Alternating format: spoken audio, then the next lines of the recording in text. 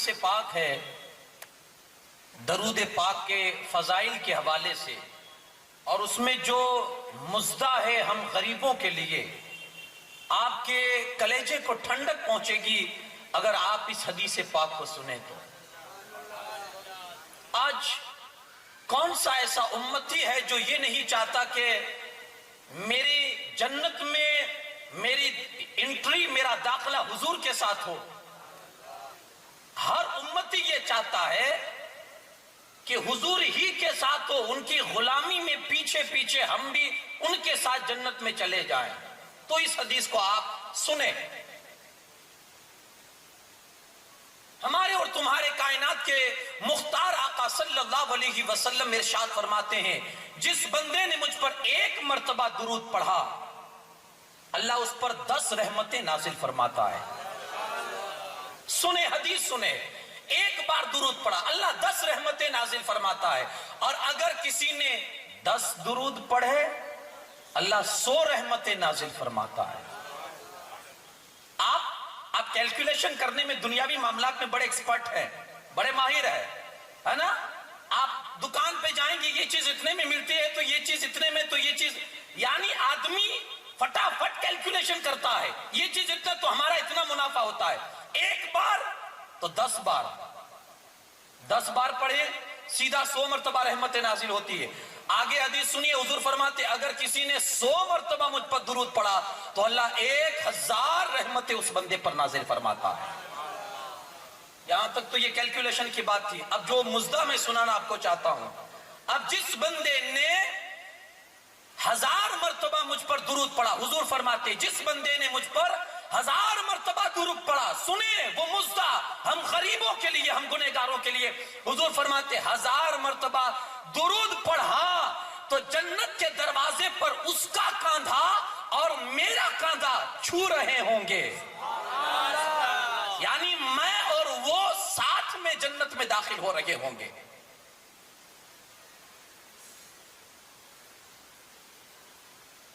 تو یہ حدیث سننے کے بعد آپ خود یہ اندازہ لگائیں ایک درود پڑھنے کا ثواب کیا ہے۔ ہو سکے زندگی میں تو 1000 بار پڑھنے کی کوشش کرے، اور وہ حضور کی جو وہ خوشخبری ہم غریبوں کے لیے، حضور فرماتے ہیں کہ وہ اور میرا کاندھا جنت کے دروازے پر ٹکرائیں گے، یعنی ہم ساتھ میں جنت میں جائیں گے۔ تو ذرا جی لگا کر پورا مجمع ایک مرتبہ درود پاک پڑھ دے، اللہ رب محمد صلی اللہ علیہ وسلم، نحن عباد محمد صلی اللہ علیہ وسلم دائماً ابداً ابدا۔ شاعر ہندوستان حضرت بیکل اتساہی کا لکھا ہوا وہ مشہور کلام اور حمد باری تعالیٰ، تو اپنی حمد کا اسلوب انتخابی دے،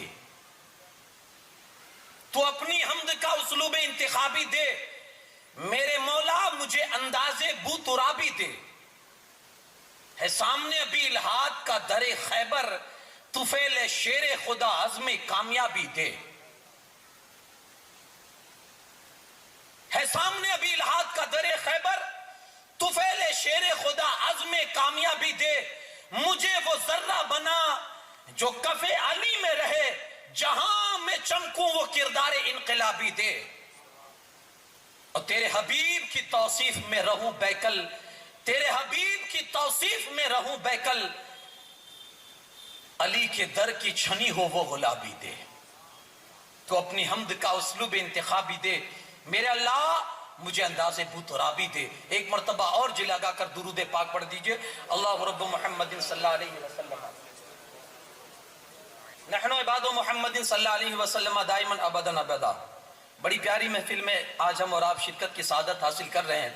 ماہ نور شریف تشریف لا چکا ہے، اور ہر طرف 12 ربیع الاول کے حوالے سے خوشیاں ہی خوشیاں ہیں۔ آج وہ آیا ہے، یہ مہینہ اس کا ہے کہ جس نے آتے ہی سارے جہاں سے اندھیرے کو کافور کر دیا تھا، جس نے دنیا سے تو اندھیرے کو دور کیا ہی کیا، ہمارے دلوں کی تاریکیوں کو بھی جس نے دور کر دیا ہے۔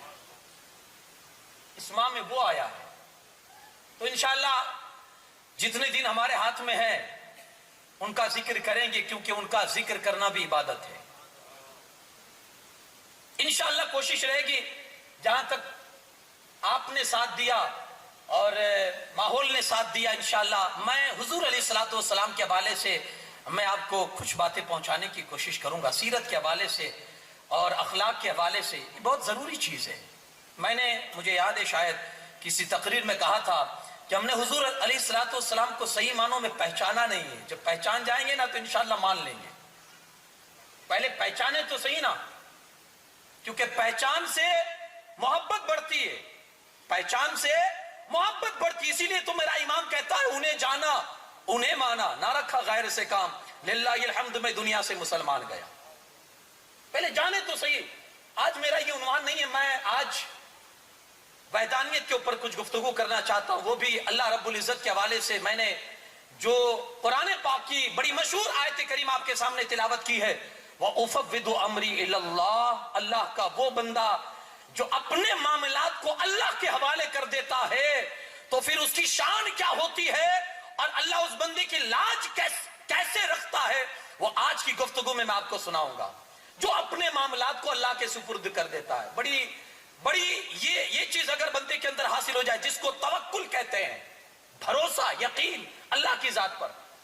ہم اپنے آپ کو ایک بہت بڑا دعویٰ ہمارے پاس ہے کہ مسلمان ہیں، ہم ایمان والے ہیں، لیکن وہ جو توکل ہے نا وہ چیز ہمارے ہاتھ میں نہیں ہے.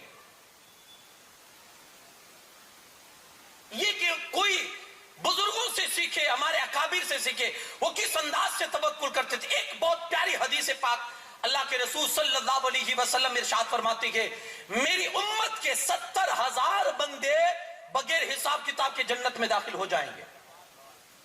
70,000 بندے میری امت میں سے بغیر حساب کتاب کے. قالوا ہم یا رسول اللہ، صحابہ نے عرض کی یا رسول اللہ صلی اللہ علیہ وسلم وہ 70,000 بندے ہوں گے کون؟ اللہ کے رسول صلی اللہ علیہ وسلم فرماتے ہیں ان میں سب سے پہلے وہ ہوں گے جو جھاڑ پھونک نہیں کیا کرتے ہوں گے، جو جھاڑ پھونک نہیں کیا کرتے ہوں گے. یعنی وہ جو زمانے جاہلیت میں ہوتا تھا، جو چھو منتر والا جو مسئلہ ہوتا ہے جھاڑ پھونک کا وہ نہیں کیا کرتے ہوں گے. میری امت میں کچھ ایسے لوگ ہوں گے. ویسے آپ اگر قرآن و حدیث کے روح سے اگر دم جھاڑ وغیرہ ہوتا ہے جو کرتے ہیں، آپ کسی پیر کے پاس جائیے، مجھے یہ تکلیف ہے، انہوں نے کوئی علاج دے دیا، کوئی تعویذ عنایت فرما دیا، کوئی دم کر دیا آپ کو. قرآن و حدیث میں جو دعائیں ہیں اور قرآن کی جو آیت کریمہ ہے اس کے حوالے سے تو اس میں کوئی حرج نہیں ہے. لیکن اگر کوئی شریعت کے خلاف کوئی ایسی چیز ہو جس میں دم جھاڑ کرواتا ہو تو یہ حرام ہے. حضور علیہ السلام فرماتے ہیں میری امت کے وہ بندے دو دم جھاڑ نہیں کرواتے ہوں گے، جھاڑ پھونک، حضور فرماتے ہوں بغیر حساب کے جنت میں جائیں گے. اور دوسرے وہ لوگ جو بدفعالی نہیں لیتے ہوں گے، بدشگونی. آج ہمارے اندر بھی یہ مینٹالٹی پائی جاتی، کسی کے اندر گھر سے نکلے بلی نے راستہ کاٹ لیا تو لوگ کہتے ہیں یار پورا دن برباد جائے گا، اب کام ہوگا نہیں، سفر کر رہے ہیں سفر ملتوی کر دیتے ہیں. کیوں؟ بلی نے راستہ کاٹ لیا. یہ بلی میں نحوست کہاں سے آ گئی؟ یہ مینٹالٹی، یہ سوچ آپ کو کہاں سے کس نے دی؟ کسی آدمی کا صبح سویرے منہ دیکھ لیا، پورا دن آپ کا برباد گیا تو آپ سیدھا اٹیک اس آدمی پر کرتے، یار صبح سویرے اس کا منہ دیکھا تھا پورا دن برباد گیا. ارے یار اس آدمی کے اندر یہ نحوست کہاں سے آئی کہ آپ کا پورا دن برباد ہوا؟ ایسا بھی تو ہو سکتا ہے اس نے آپ کو دیکھ لیا اس کا پورا دن برباد ہوا ہو. یہ سوچ کہاں سے آئی؟ کہ یہ شرن کسی تاریخ میں کوئی نحوست نہیں، کسی دن میں کوئی نحوست نہیں، کسی انسان میں کوئی نحوست نہیں، کسی جانور میں کوئی نحوست نہیں. نحوست انسان کی اپنی بدعمالیوں میں ہوتی ہے، اس کے گناہوں میں ہوتی ہے، جو اعمال میں ظاہر ہوتی ہے، جو کام میں ظاہر ہوتی ہے. آپ کی کام میں رکاوٹ ہوئی آپ کی بدعمالیوں کی وجہ سے ہوئی، آپ کا کام بگڑا آپ کے گناہوں کی وجہ سے بگڑا ہے. یہ آپ کیوں سوچتے ہیں کہ اس کی شکل دیکھی اس لیے میرا دن بگڑا؟ نہیں، کہا یہ بدفعالی جو نہیں لیتا نا بغیر حساب کے جنت میں داخل ہوتا ہے. اور تیسری وہ جماعت ہے، حضور علیہ السلام فرماتے ہیں میری امت میں سے وہ لوگ ہیں جو اللہ کی ذات پر مکمل بھروسہ کرتے ہیں، اللہ بغیر حساب و کتاب کے ان کو جنت میں داخل فرما دیتا ہے. بھروسہ کسے کہتے؟ توکل. مولا علی کرم اللہ تعالی وجہ الکریم سے کسی نے پوچھا حضور بھروسہ کیا ہے، توکل کیا چیز ہے؟ ہم نے بہت کچھ اپنے آپ کو توکل کے حوالے سے کہا کہ ہم بہت اللہ پر بھروسہ کرتے. یار توکل کو پہلے سمجھے تو صحیح، توکل ہے کیا؟ مولا علی فرماتے ہیں اپنی طاقت اور قدرت کو سائیڈ رکھ کے اللہ کی تقدیر پر بھروسہ کرنا یہ توکل ہے. تم کیا ہو؟ تمہاری طاقت کیا ہے؟ میرے پاس یہ تھا اس لیے یہ کام ہو گیا، میرے پاس یہ چیز تھی اس لیے میرا یہ کام بن گیا. نہیں، اسباب تمہارا کچھ نہیں کرتے، اسباب تو ایک ذریعہ ہے. حقیقت میں کاموں کو بنانے والا اللہ پالن ہر حقیقی ہے، وہی تمہارے کاموں کو بناتا ہے، اور اسی میں یہ طاقت ہے کہ وہ تم میں تو سب کچھ تمہاری لیے کر سکتا ہے. بس یہ توکل ہمارے پاس ہونا چاہیے. تو توکل ہے بندہ اپنا سب کچھ، اپنی زندگی کے معاملات اللہ کے سپرد کر دے. یہ توکل. اب یہ کیسے حاصل ہوگا؟ ہم نے تو یہ سوچ لیا کہ ہاتھ پہ ہاتھ دھرے بیٹھ جائیں، یہ توکل ہے اللہ کی ذات پر. جب تک توکل نہیں ہوگا، میں آپ کو پروف کروں گا، انسان کی زندگی بے سکون، سکونیت سے خالی رہے گی، بے چین و بے قرار رہے گی. اسے سکون کی دولت نہیں مل سکتی جس کے پاس توکل کی دولت نہیں ہے. ایک بزرگ گھر سے نکلے روزی کمانے کے لیے کہ چلو کچھ ڈھونڈے اور تلاش کرے روزی کی. جا رہے تھے، ایک پہاڑ کے قریب سے گزرے، دیکھا کہ ایک اندھی لومڑی جس کے ہاتھ بھی نہیں، پیر بھی نہیں ہے، لیکن بہت تندرست ہے، توانا، ایک جگہ پر بیٹھی ہوئی ہے. بزرگ کو حیرت ہوئی کہ یار اس کے ہاتھ بھی نہیں ہے، پیر بھی نہیں ہے، آنکھیں بھی نہیں ہے، تو یہ اتنی تندرست کیوں ہے؟ کھاتی پیتی کہاں سے ہے؟ کہا آج یہ چیز مجھے دیکھنی ہے، یہ کہاں سے کھاتی ہے. بیٹھ گئے. اچانک کیا دیکھا کہ وہ لومڑی جہاں بیٹھی ہے اس سے تھوڑی دوری پر زمین پھٹتی ہے اور اس میں سے دو پیالے نکلتے ہیں. دو پیالے نکلتے ہیں. بزرگ کی آنکھیں پھٹی کی پھٹی رہ گئی کہ یار یہ قدرت کا انتظام کہ وہ اندھی اور لولی لنگڑی وہ لومڑی کو اس طرح سے روزی دیتا ہے. لیکن پھر ایک خیال ذہن میں آیا کہ یہ تو اندھی ہے، اس کو دونوں پیالے دکھیں گے کیسے؟ پیالے بھی دور ہے. اب یہ تشویش میں تھے کہ ایک بزرگ پہاڑ کی طرف سے آتے ہوئے نظر آئے. بزرگ قریب آئے اور انہوں نے دونوں پیالے اٹھائے اور لومڑی کو پلائے، یہاں تک پلائے کہ وہ لومڑی کا پیٹ بھر گیا، وہ سیراب ہو گئی. اب وہ بزرگ جانے لگے تو گئے، وہ جو بزرگ انتظار کر رہے تھے گئے، ان کو روکا. حضور بتائیے آپ کون ہے اور اس لومڑی کو آپ نے یہ غذا کیوں دی؟ وہ جو بزرگ آئے تھے انہوں نے کہا میں اللہ کا فرشتہ ہوں اور میری ڈیوٹی ہی اللہ کی طرف سے یہ ہے کہ میں پوری زندگی جب تک یہ لومڑی جیتی ہے میں اس طرح سے اس کو روزی پہنچا کر سیراب کرتا رہا. بزرگ نے سوچا یار یہ تو کمال کی بات ہے، ایک لومڑی ہو کر اس کا انتظام جب اللہ اتنا کر سکتا ہے تو میں تو اشرف المخلوقات ہوں نا.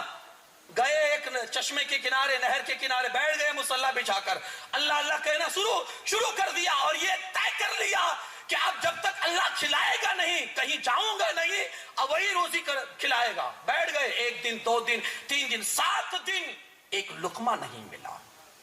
حالت یہ آ گئی کہ اب مرنے کا وقت قریب ہے اور دل ہی دل میں دعا کرتے یا اللہ ایک لقمہ دے دے، 7 دن ہو چکے، یا تو پھر روح ہی نکال دے، اب نہیں برداشت ہوتا ہے، اب تو بے ہوشی پر بے ہوشی آ رہی ہے. آواز آتی ہے میرے بندے 7 دن کیا ہے، 70 سال تک اس طرح بیٹھا رہے گا، ایک لقمہ نہیں ملے گا. میں نے تجھے ہاتھ کس لیے دیے ہیں، میں نے تجھے پیر کس لیے دیے ہیں، اٹھ نکل، سبب پیدا کر، تو محنت کرے گا، محنت کرنا تیرا کام ہوگا اور تجھے روزی پہنچانا میرا کام ہوگا. اس نے سبب بنائے ہر چیز کے لیے. سبب ہی کے ذریعے انسان اپنی اصل منزل اور مقام تک پہنچتا ہے. ہاتھ پہ ہاتھ دھرے بیٹھنا یہ توکل نہیں ہے. آپ اپنی محنت کیجئے، بھروسہ اس کی ذات پر کیجئے، یہ توکل ہے. میں آپ کو سمجھاؤں گا آج اور کوشش یہ کروں گا کہ آپ کے ذہن میں مکمل طور پر اللہ کا جو توکل اور یقین و بھروسہ ہوتا ہے وہ آپ کے اندر بیٹھ جائے. ابھی چند دن پہلے ہمارے سامنے سے ایک بزرگ کا دن گزرا جسے زمانہ امام ربانی مجدد الفسانی شیخ احمد فاروقی سرہندی کے نام سے جانتا اور پہچانتا ہے. یہ کون سی شخصیت ہے جانتے ہیں آپ؟ شاید آپ نے ان کا نام سنا ہو، شاید ان کا اتہاس پڑھا ہو. زمانے میں بہت عظیم اتہاس کے مالک ہے امام ربانی مجدد الفسانی. اکبری فتنہ جب عروج پہ تھا اور ظالم کا ظلم اتنا تھا کہ اس کے خلاف کئی آوازیں اٹھی، کئی مسجدوں سے، کئی خانقاہوں سے، لیکن آوازیں اس کے ظلم کے سامنے تب گئی۔ شعار اسلام کو مٹانے کی اس کی مکمل سازشیں تھی۔ حد تو یہ ہے کہ اس نے محمد نام پر بھی پابندی لگا دی تھی، کوئی اپنے بیٹے کا نام احمد اور محمد نہیں رکھ سکتا، اور جس نے رکھا ہے وہ چینج کر دے، زبردستی بدلواتا تھا۔ لیکن قدرت کا فیصلہ دیکھیے نا، ابھی چند سال پہلے برطانیہ میں ایک رپورٹ شائع ہوئی تھی جس میں انہوں نے تحقیق کی تھی کہ دنیا میں سب سے زیادہ نام کون سا رکھا جاتا ہے، تو تحقیق اس نتیجے پر پہنچی کہ پوری دنیا میں اگر کوئی نام سب سے زیادہ رکھا جاتا ہے وہ نام نامی اسم گرامی ہے محمد الرسول اللہ کا۔ سب سے زیادہ دنیا میں جو نام رکھا جاتا ہے وہ ہے محمد۔ ادھر آپ دیکھیے اکبر بادشاہ کو اس نے مٹانے کی کوشش کی، ادھر میرا رب کہتا ہے وَرَفَعْنَا لَكَ ذِكْرَكَ، محبوب زمانہ مٹائے گا لیکن تیرا رب جو ہے تیرے عظمتوں کو اور بلند فرما دے گا۔ نہیں مٹا سکتا کوئی، یہ اس کی سازشیں تھی۔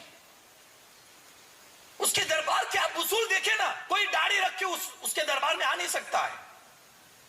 داڑھی کٹوا کے آئے حضرت مفتی صدر الدین، داڑھی رکھ کر آئے، بلایا اپنے پاس اکبر نے، اور داڑھی پر ہاتھ پھرا کر کہا تمہاری داڑھی تو بڑی اچھی ہے لیکن کل داڑھی کے ساتھ مت آنا۔ اسی وقت حجام کو بلایا اور ان کی داڑھی کٹوا دی۔ شعار اسلام جو ہے، اسلام کی جو پہچان ہے، اسی کو وہ ختم کر رہا تھا۔ اتنا بڑا فتنہ تھا۔ مرد اور عورت کے ملنے سے جو غسل واجب ہوتا ہے اسلام میں، وہ مانتا ہی نہیں تھا، کہا یہ کوئی چیز نہیں۔ کتوں سے اس کی جو لگاؤ اور محبت تھی کہ صبح سویرے سب سے پہلے اگر کسی چیز کا چہرہ دیکھتا تھا تو وہ کتے کی ذات ہوتی تھی۔ اسلام نے کتے کو حرام کہا۔ اس حد تک اس کے اندر، بلکہ اس کے جو درباری مولوی تھے انہوں نے اس کو اجتہاد مطلق، مجتہد مطلق کا ٹائٹل دیا تھا کہ وہ جو چاہے سو لگا سکتا ہے، حرام کو حلال کر دے، حلال کو حرام کر دے، یہ اس کے اختیار میں ہے، اور وہ کرتا تھا۔ اتنا عظیم فتنہ تھا۔ بتائیے اگر امام ربانی جیسی شخصیت اس کے سامنے نہیں کھڑی ہوتی تو آج اسلام کی شکل کو وہ مردود کتنا تبدیل کر دیتا۔ فتنہ اگر کسی گھر سے اٹھے تو ایک آدمی گھر کا اس کو مٹا سکتا ہے۔ فتنہ اگر کوئی محلے سے اٹھے تو مسجد کا امام بھی کنٹرول کر سکتا ہے۔ فتنہ اگر ایک سٹی اور شہر سے اٹھے تو شہر کے بااثر لوگ بھی اس فتنے کو دبا سکتے ہیں، لیکن اگر فتنہ بادشاہ کے گھر سے نکلے تو اس کو مٹانے کے لیے بھی بادشاہ کی ضرورت ہوتی ہے۔ ادھر اکبر بادشاہ تھا جو فتنہ لے کر آیا تھا، اس فتنے کو مٹانے کے لیے اللہ نے پھر ادھر ولایت کے بادشاہ کو کھڑا کیا، امام ربانی کو کھڑا کیا۔ فاروق اعظم کا لخت جگر، وہ خود جب پیر و مرشد کو خط لکھتے ہیں نا تو اس میں لکھتے ہیں حضور میرے سامنے جب اسلام کے خلاف کوئی بات ہوتی ہے نا تو رگ فاروقی جو میرے اندر ہے نا وہ پھڑکنے شروع ہو جاتی ہے، میں برداشت نہیں کر سکتا ہوں۔ کھڑے ہوئے اکبر کے سامنے، جہانگیر کا وقت آیا، اکبر مرا، جہانگیر وہ بھی اپنے باپ کی روش پر تھا، اس کے دربار میں سجدے تعظیمی کی جاتی تھی، کوئی بھی آئے سجدہ کرو، امام ربانی کو بلایا گیا، آپ گئے، سجدہ نہیں کیا۔ درباریوں نے کہا حضور آپ کو سجدہ نہیں کیا انہوں نے، یہ آپ کے دربار کے اصول کے خلاف ہے۔ شہزادہ فروخ جو تھا جہانگیر کا بیٹا، وہ امام ربانی کا چاہنے والا تھا، مرید تھا، قریب آیا اور کان میں آ کر کہتا حضور کوئی بیچ کی راہ نکالیے نا، کوئی بیچلا راستہ کہ آپ کی جان بھی بچ جائے اور میرے باپ کے آبرو بھی بچ جائے۔ آپ نے سجدہ نہیں کیا ہے، وہ غصہ ہوا ہے اور ہو سکتا ہے وہ آپ کی گردن اڑا دے، آپ بیچ کا راستہ کوئی نکالے نا۔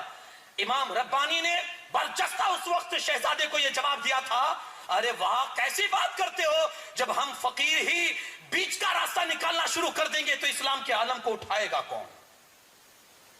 ہم ہی جب بیچلے راستے نکالنے شروع کر دیں گے، اسلام کے یہ حرام ہے سجدہ کسی کے سامنے کرنا، سر جھکے گا تو صرف خالق کائنات کے سامنے ہی جھک سکتا ہے اور کسی کے سامنے نہیں۔ توکل اللہ کی ذات پر، اپنا معاملہ اللہ پر چھوڑ دیا تھا۔ اب کیا ہوا؟ قلعے گوالیار میں قید کر دیا گیا، بندشوں میں ڈال دیا گیا حضرت کو جیل خانے میں۔ لیکن آپ یہ نہ سمجھے کہ جیل میں ڈال دیا، اللہ نے کسی کی ہدایت کا انتظام کیا تھا، ہے نا، اس کی قدرت کا بھی عجیب کرشمہ ہے۔ کبھی آپ کو پیاس لگتی ہے تو آپ مٹکے کے پاس جاتے ہیں، پیاسے کو پیاس لگتی ہے دریا کے پاس جاتا ہے، کنویں کے پاس جاتا ہے، لیکن اس کا نظام کبھی کبھی پلٹ بھی جاتا ہے، کبھی کبھی دریا کو بھی پیاسے کے پاس پہنچا دیتا ہے۔ یہ اس کا اپنا ایک انداز ہے۔ وہاں قلعہ گوالیار میں بہت سالوں سے کئی مجرم، کنڈم مجرم گرفتار تھے، چور، ڈاکو، ڈکیتی کرنے والے، غصب کرنے والے، بڑے بڑے کرائم کرنے والے مجرم وہاں موجود تھے۔ اس جیل میں، اسی جیل میں حضرت مجدد الفسانی کو بھیجا گیا۔ یہ خدا کا، یہ اس کی قدرت تھی، وہ یہ چاہتا تھا حضرت مجدد الفسانی کو ڈالا نہیں گیا، اللہ کی طرف سے ان ڈاکوؤں کی ہدایت کا انتظام کیا گیا تھا۔ امام ربانی گئے، لوگوں نے دیکھا تھا کہ جو لوگ مجرم بن کر اندر گئے تھے، جب جیل سے باہر نکلے نا، سب اللہ کے ولی بن کر باہر نکلے۔ امام مجدد الفسانی جب اپنی خانقاہ میں بیٹھتے تھے، اللہ اللہ کا نقش جس طرح سے دلوں پر نقش کرتے تھے نا، اللہ اللہ کی ضربیں لگا لگا کر لوگوں کے دلوں کے صاف کرتے تھے۔ آپ جیل میں گئے تو جیل کو بھی آپ نے خانقاہ بنا دی، جیل کو بھی خانقاہ بنا دی۔ دراصل بات یہ نا کہ پھول کو جہاں رکھو نا، ماحول کو وہ خوشبودار بنا دیتا ہے۔ چراغ کو جہاں رکھو، چراغ کی کرنیں ماحول کو پرنور کر دیتی ہے۔ مجدد الفسانی جب تک خانقاہ میں تھے اللہ اللہ کی ضربیں لگاتے تھے، جب جیل میں گئے تو جیل کو بھی اس ماحول سے معطر کر دیا اور سب کے دلوں پر اللہ کے نام کو نقش کر دیا۔ یہ مجدد اب زمانہ دیکھ رہا ہے، گئے جیل میں لیکن معاملات اللہ کو سونپے تھے۔ زمانے نے دیکھا کہ جیل میں گئے ہیں، کیسے نکلیں گے، رہائی کیسے ہوگی، لیکن قدرت کے فیصلوں کو کوئی سمجھ نہیں سکتا ہے۔ ادھر جیل میں گئے، ادھر اللہ نے باہر نکلنے کا انتظام کر دیا۔ ہیبت خان جو فوج میں تھا اور حضرت امام ربانی کا مرید تھا، اس نے چڑھائی کی جہانگیر پر، جہانگیر ہار گیا، گرفتار ہوا۔ ہیبت خان نے خط لکھا حضور امام ربانی کے پاس، حضور دلی کا تخت خالی ہے، جائیے بیٹھ جائیے، آپ کے لیے راستے خالی ہے۔ امام ربانی نے کہا ہیبت خان تو نے ابھی اس فقیر کو سمجھا ہی نہیں ہے، ہم حکومت اور تخت کے لیے نہیں لڑتے، ہم حکومت اور تخت کے لیے نہیں لڑتے، اور نہ ہماری یہ مرضی ہوتی ہے تخت پر میں نہیں، تخت پر جہانگیر ہی بیٹھے گا، شرط یہ ہے وہ توبہ کر کے مصطفیٰ کا سچا غلام بن جائے، وہی بیٹھے گا، شرط یہ ہے کہ وہ حضور کا غلام بن جائے۔ کسی نے یہ خط لے جا کر جہانگیر کو دکھایا، جہانگیر شرمندہ ہوا، آیا امام ربانی کی بارگاہ میں توبہ کیا اور معافی مانگی اور کہا حضور میں تو آپ کو سمجھ ہی نہیں پایا، معاف کر دیجئے مجھے۔ اب یہ تھا حضور امام ربانی حکم دیتے تھے، جہانگیر عمل کرتا تھا۔ اب یہ آپ اس میں سمجھیں، اس واقعہ میں اللہ کے سپرد معاملات کرنے پر کیا ہوتا ہے، کیسے انتظام فرمائے۔ کوئی سوچ بھی سکتا ہے کہ جیل خانے سے نکال کر واپس اسی مقام پر حضرت امام ربانی کو پہنچا دیا، یہ خدا کی قدرت ہے۔ بندہ جب توکل اللہ کی ذات پر کرتا ہے نا، اللہ ایسے ہی انتظامات کرتا ہے۔ حضور علیہ السلام کی ایک حدیث پاک ہے، اللہ کے رسول صلی اللہ علیہ وسلم فرماتے ہیں اللہ پر ایسا بھروسہ کرو، ایسا توکل کرو جیسا کرنے کا حق ہے۔ جی ہاں، اس لیول کا بھروسہ ہونا چاہیے جیسا حق ہے۔ کہا کیا فائدہ ہوگا؟ کہا جب تم اللہ پر ایسا بھروسہ کرو گے تو وہ ایسا تمہیں رزق عطا فرمائے گا جیسا پرندوں کو عطا فرماتا ہے۔ کیسے پرندوں کو ملتا ہے؟ کہا صبح خالی پیٹ جاتے ہیں، شام کو کبھی ایسا نہیں ہوا کہ خالی پیٹ واپس آیا ہو۔ مجھے بتائیے آپ پرندوں کی کون سی دکانیں ہوتی ہیں؟ ہم صبح نکلتے ہیں، ہماری فیکٹری میں جاب ہوتی ہے، ہماری کوئی مارکیٹ میں دکان ہوتی ہے، ہماری آفس ہوتی ہے جہاں ہمیں کام کرنا ہوتا ہے اور کمانا ہوتا ہے۔ ان کے لیے کوئی انتظام نہیں ہے، کوئی فیکٹری، کوئی دکان، کوئی آفس نہیں ہے، بس ایک بھروسہ ہوتا ہے اور اسی بھروسے کے سہارے نکل جاتے ہیں۔ پتہ نہیں کس منزل پر ان کو روزی ملے گی۔ فرشتوں پرندوں کے پاس نہ کوئی فریج ہے، نہ کوئی الماری ہے، نہ کوئی کباٹ ہے جس میں وہ جمع کر کے اپنی پونجی رکھتے ہو، اپنا کھانا رکھتے ہو، کچھ نہیں ہوتا، خالی پیٹ نکلتے ہیں، لیکن جب پلٹتے ہیں تو اللہ ان کا پیٹ بھر دیتا ہے۔ کہا ایسا ایسا ایسا توکل حاصل کرو، اللہ کبھی تمہیں بھوکا نہیں رکھے گا، ان پرندوں جیسا رزق اللہ تمہیں بھی عطا فرمائے گا۔ لیکن کمی اس چیز کی ہے نا، ایک تو شکر بھی نہیں رہا اور بھروسہ بھی نہیں رہا۔ نہ شکر کی دولت ہمارے ہاتھ میں، جس میدان میں آپ دیکھیں نا، جس میدان میں ہر آدمی کی فکر یہی ہے کہ یار یہ نہیں ہوگا تو کیا ہو جائے گا میرے ساتھ، میرا یہ مال نہیں بکا تو میں کیا کر جاؤں گا, یہ چیز ہوگی یا نہیں, میرا یہ کام سکسیسفل ہوگا یا نہیں. ہر بندے کو ایک ہی فکر لگا ستا رہی ہے, یہ نہیں ہوگا تو یہ کیا ہوگا. ایک بادشاہ تھا, مجھے یاد آیا, جس کے پاس بہت دولت تھی, اور بادشاہ ہوتے ہی دولت مند, لیکن رات کو سو نہیں پاتا تھا. ایک دن رات کو جب بہت بے چین ہوا, بے قرار ہوا, تو اٹھا اپنے بستر سے اور جا کر کھڑکی کھولی تو دیکھتا ہے کہ نیچے اس کے غلام اطمینان سے سوئے ہوئے ہیں. وہ دل ہی دل میں سوچنے لگا, یار میرے پاس سب کچھ ہے مگر میں سو نہیں سکتا ہوں, اور ان غلاموں کے پاس کچھ نہیں ہے, دیکھو کتنے اطمینان سے سو رہے ہیں, کیسے آرام سے سو رہے ہیں. صبح ہوئی, بڑے فکر میں تھا, وزیر آیا, کہا حضور کیا معاملہ ہے, اتنے فکر مند کیوں ہیں, پریشان کیوں ہیں. تو بادشاہ نے کہا بس یہی مسئلہ ستا رہا ہے, میرے پاس سب کچھ ہے پھر بھی رات کی نیند نہیں ہے, اور یہ میرے غلام ہیں ان کے پاس کچھ نہیں ہے, اطمینان سے سوتے ہیں. وزیر نے کہا حضور آپ سمجھنا چاہیں گے اس چیز کو. کہا ہاں. کہا حضور مجھے 100 دینار اشرفی دیجیے, سونے کے سکے. ایک تھیلی میں دیے گئے, وزیر نے لیے, اس میں سے ایک نکال کے چپکے سے اپنے جیب میں ڈال لیا, ایک سکہ سونے کا. 99 سکے بچے تو ایک غلام کو بلایا اور کہا یہ بادشاہ کی طرف سے آپ کو یہ تحفہ دیا جا رہا ہے, یہ 100 اشرفی ہے, 100 دینار ہے, آپ لے جائیے اور خوشی سے استعمال کیجیے. اب اس نے زندگی میں کبھی 100 اشرفیاں نہیں دیکھی تھی, خوشی کے مارے پاگل ہو گیا, دوڑتا ہوا گھر جاتا ہے اور گھر والوں سے کہتا ہے آج تو بادشاہ بہت خوش تھا تو اس نے 100 دینار کی یہ تھیلی مجھے دی ہے. سب پہلے تو خوشیاں ہی منا رہے ہیں اور خوشی سے پھولے نہیں سمجھ رہے ہیں. اب یہ ہوا کہ کسی نے کہا چلو گن بھی لیا جائے, تو سارے لوگ گننے کے لیے بیٹھے, تو گنتے ہیں تو 99 نکلی, ایک غائب ہے. بیوی نے کہا کہ آپ نے کہا 100 تھی اور اس میں تو 99 ہے. کہا دیکھو دیکھو آپس گنو. بیوی کہتی ہے چلو میں گنتی ہوں. بیوی نے گنا تو بھی 99 نکلی, ایک کم. پریشان ہے. اب بیوی بھڑکتی ہے, یار تم سے ایک اشرفی نہیں سنبھلی جاتی ہے, ایک اشرفی کی قیمت کیا ہوتی ہے تم جانتے ہو, کبھی تم نے دیکھی ہے. بادشاہ نے دی تھی وہ بھی گرا دی. ادھر بیٹی کہتی ہے باپ پریشان نہ ہو, یہیں کہیں گرا ہوگا. ٹیبل اٹھا کے دیکھا جا رہا ہے, صوفہ اٹھا کے دیکھا جا رہا ہے, وہاں گری ہوگی وہاں گری ہوگی, سب چھان مارا کہیں نہیں ملے گی.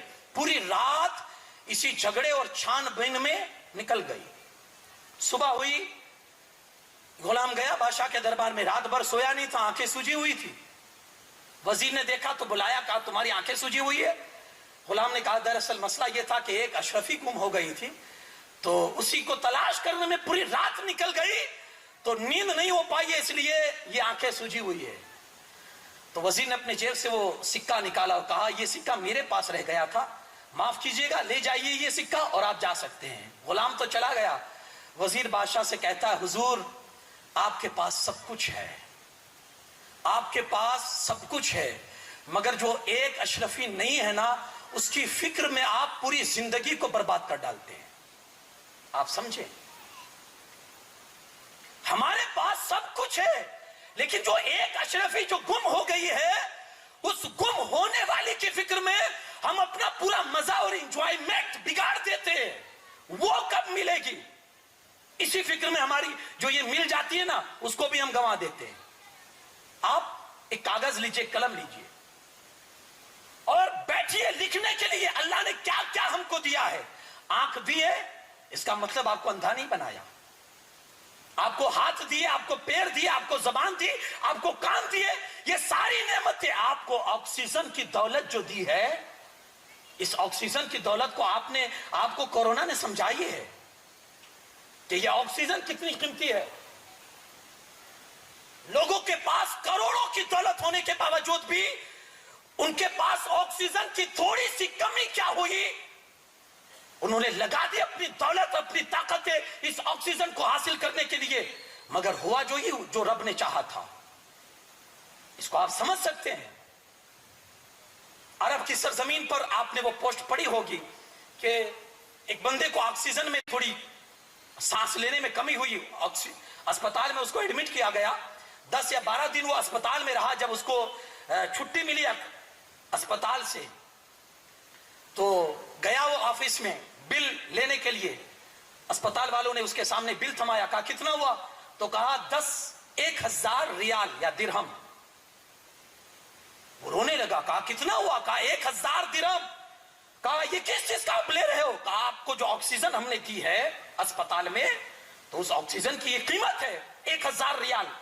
وہ رونے لگا. اسپتال والوں نے کہا یار آپ رونا بند کر دیجئے, ہم آپ کی جو یہ فیس ہے اس کو ہم گھٹا دے رہے ہیں, ہم تھوڑا کم کر دیں گے, آپ رونا بند کر دیجئے.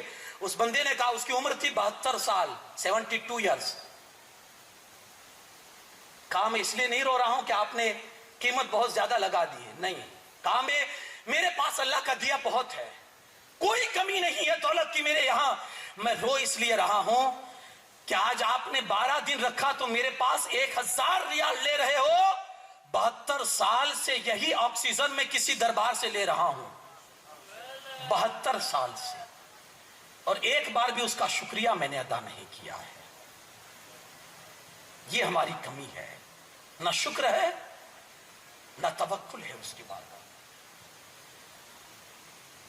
ایک چیز آپ یاد رکھیں, جب تک اس کا توکل اور شکر کی دولت ہمارے اندر نہیں آئے گی ہم بے چین ہی رہیں گے. زندگی میں کبھی ہم سکون کی دولت سے مالا مال نہیں ہو سکتے.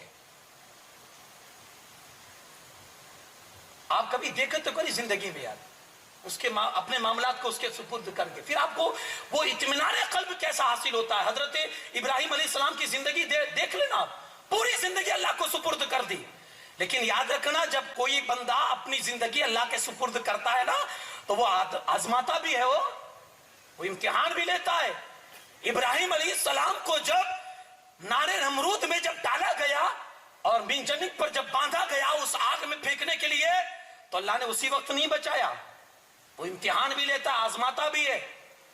فرشتے حضرت جبرائیل آئے, حضور کوئی حکم؟ کہا ہے لیکن تجھ سے نہیں ہے. کہا جس سے ہو اس سے تو آپ کہہ دیجئے میں پہنچا دیتا ہوں. کہا جس کو کہنا ہے نا وہ دلوں کے حال کو بھی جانتا ہے, کہنے کی ضرورت نہیں ہے, آپ جائیے. کہا حضور ایک حکم دیجئے, ایک ہوا کا جھونکا ماروں گا پوری آگ بستی کو جلا کر راکھ کر دے گی. کہا نہیں, میرا رب اس بات پہ راضی ہے تو اس کا خلیل بھی راضی ہے. منجنیق میں باندھا گیا, اللہ نے کوئی حکم نہیں دیا, اللہ نے اس وقت نہیں بچایا. جب پھینک دیا گیا اور آگ میں جب گرنے لگے تب حکم ہوا, یا نارکونی بردم و سلام علی ابراہیم, اے آگ ابراہیم کے حق میں ٹھنڈی ہو جا. تب جا کر پورا آتش کا داغ گلزار بن گیا. جب آپ توکل کرو گے نا تو وہ آزمائے گا بھی میرا بندہ سچا ہے یا نہیں.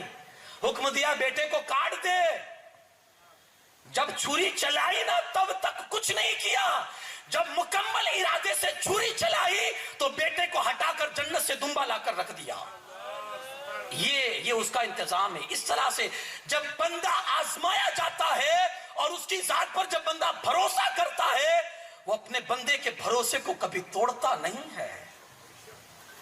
عورت ہمیشہ نازک ہوتی ہے نا, بہت چھوٹے دل کی مالک ہوتی ہے عورت, اور وہ بھی اولاد کے مسئلے میں تو اس کا دل بڑا چھوٹا ہوتا ہے عورت کا.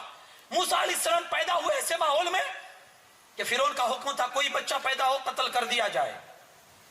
موسیٰ علیہ السلام پیدا ہوئے, ماں کو فکر ہوئی اب کیا کروں. اللہ کی طرف سے حکم ہوا ایک صندوق میں بند کر کے اپنے بیٹے کو دریا میں ڈال دے. عقل بھی کچھ کہتی ہے نا, صندوق میں بند کر کے بیٹے کو دریا میں ڈال دے. حکم تھا رب کا, توکل جو رب کی ذات پر تھا, بھروسہ. صندوق بنایا, دریا میں ڈال دیا. پہلے تو تشویش میں تھی, صندوق کو تھوڑا سا کھلا رکھوں تاکہ بیٹا سانس تو لے سکے, لیکن پھر یہ سوچ آئی کہ اگر بند کروں گی, اگر کھلا رکھوں گی تو پانی اندر چلا جائے گا, بچہ ڈوب جائے گا. کھلا رکھتی ہوں تو پانی چلا جاتا ہے, نہیں کھلا رکھتی ہوں تو آکسیجن کی تکلیف ہوتی ہے. لیکن قدرت کی ذات پر بھروسہ تھا نا, ایسے ہی بند کر کے صندوق پانی میں ڈال دیا. اللہ کے بھروسے اور اطمینان سے گھر چلی گئی. ادھر فرعون اپنی بیوی حضرت آسیہ کے ساتھ سیر کرنے کے لیے نکلا تھا, گھومتا جب اس علاقے میں نکلتا ہے جہاں سے وہ صندوق تیرتا ہوا آ رہا تھا, کسی غلام سے کہتا ہے یہ صندوق کیسا ہے ذرا اٹھاؤ. صندوق قریب لایا گیا, کھولا گیا.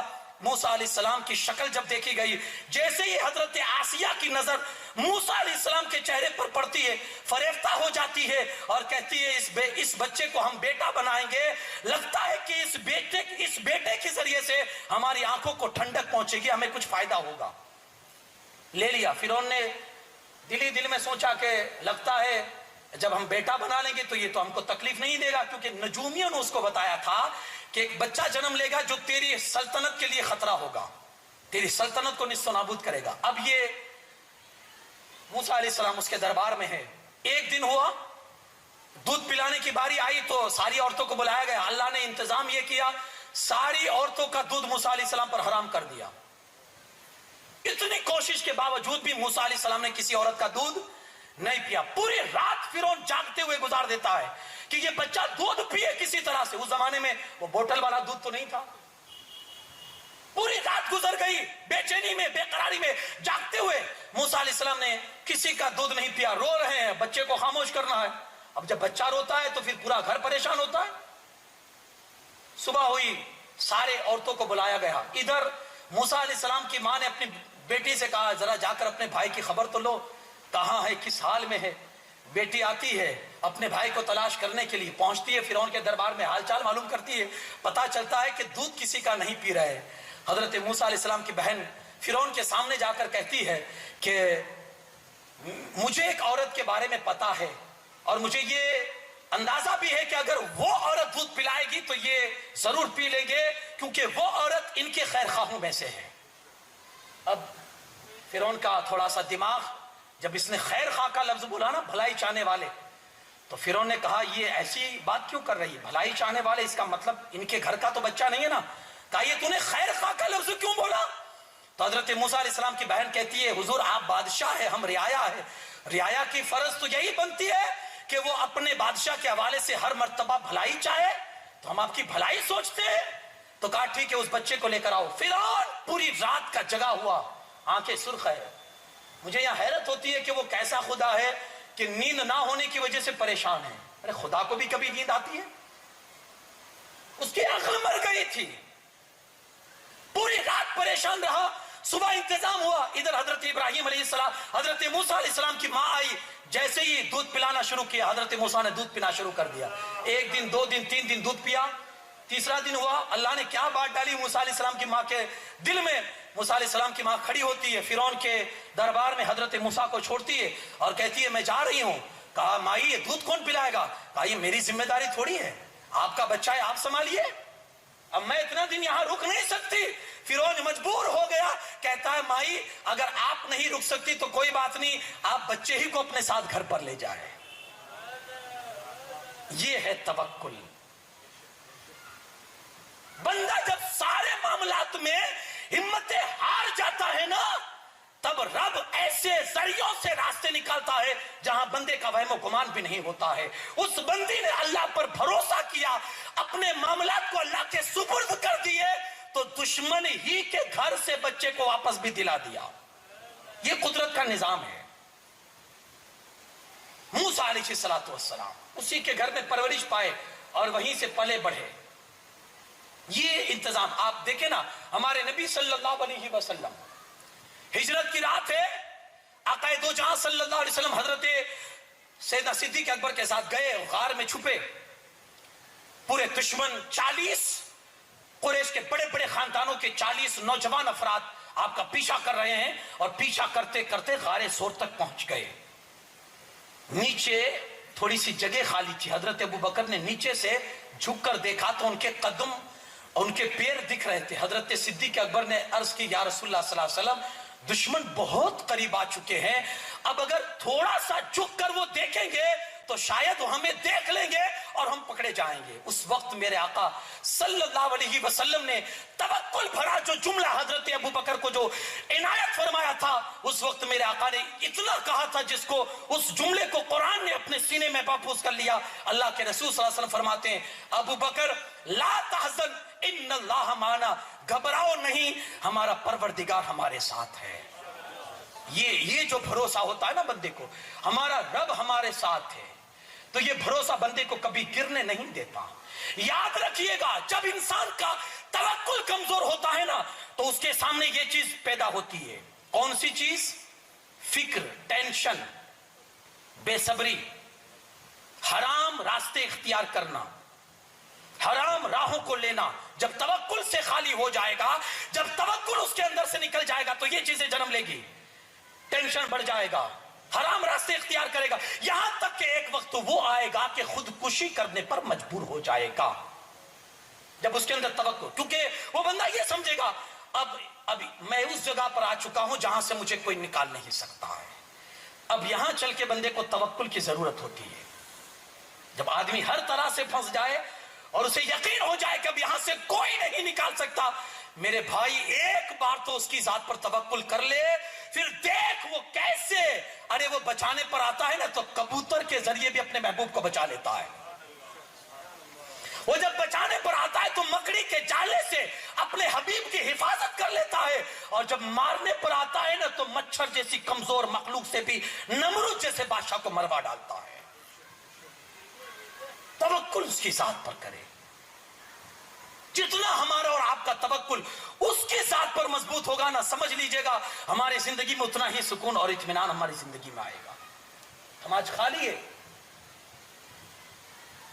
یاد رکھیے گا وہ پالنہار حقیقی ہے, خالق کائنات ہے, ہر چیز اس کے قبضے میں, وہ جو چاہتا ہے وہی ہوتا ہے.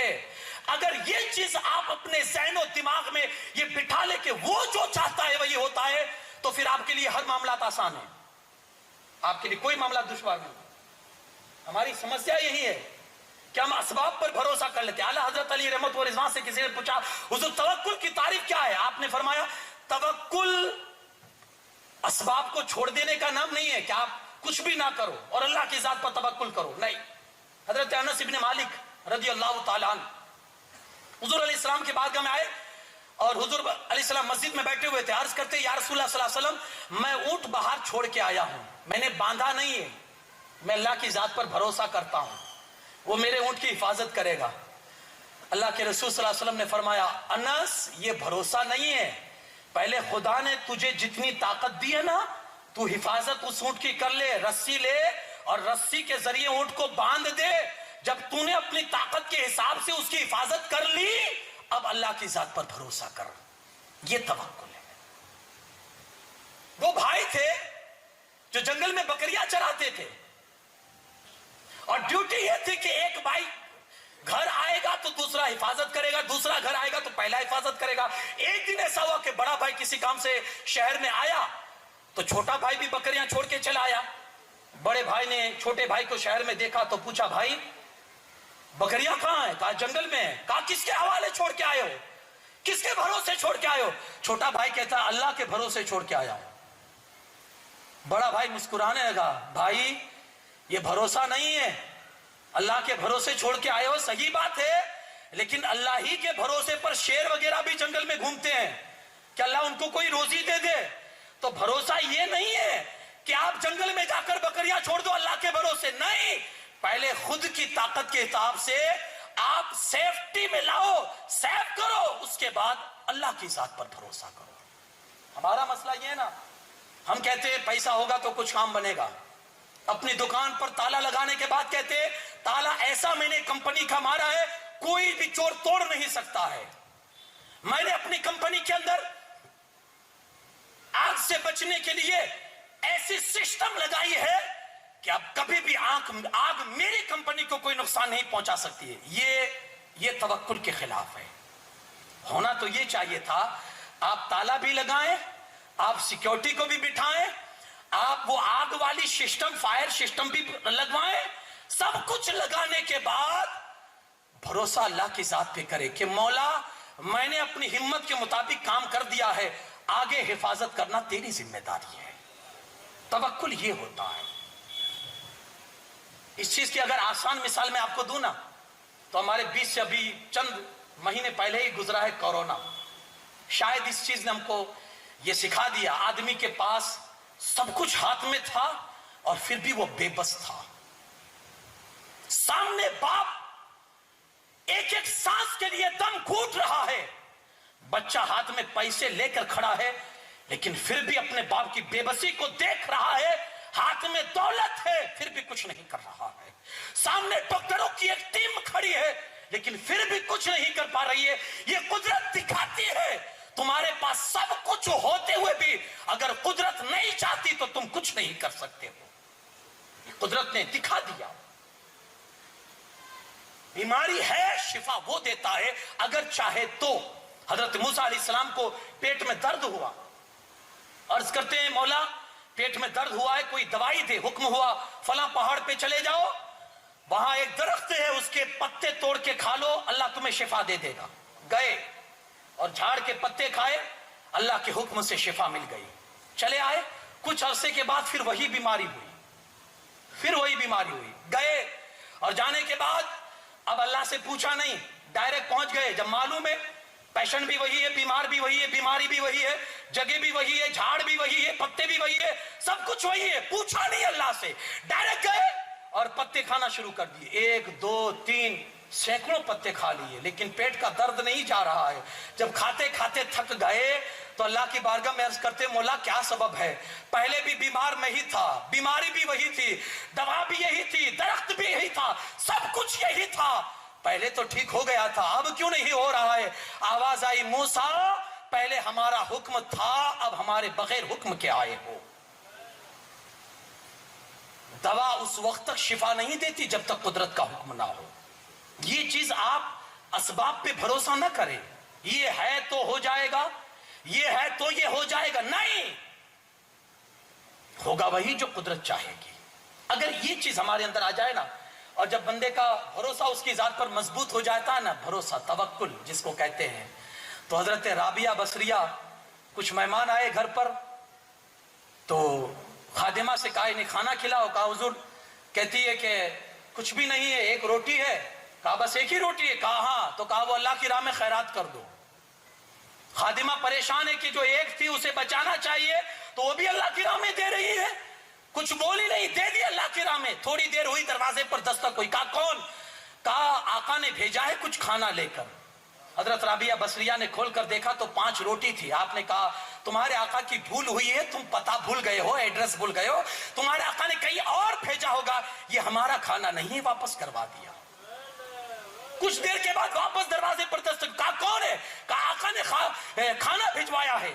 پھر اٹھا کر دیکھا 7 روٹیاں تھی. آپ نے کہا یہ ہمارا نہیں ہے, واپس لے جاؤ, تم رستہ بھول گئے ہو, یہ کسی اور کے لیے بھیجا ہوگا. تیسری مرتبہ جب دروازے پر دستک ہوئی, آواز آئی کون؟ کہا آقا نے کھانا بھیجا ہے. اٹھا کر پردہ جب دیکھا جاتا ہے 10 روٹیاں تھی. رابعہ بصریہ کہتی ہے ہاں ہاں یہ ہمارے ہی لیے ہے, اور یہ ہمارے ہی آقا نے ہمارے لیے بھیجا ہے.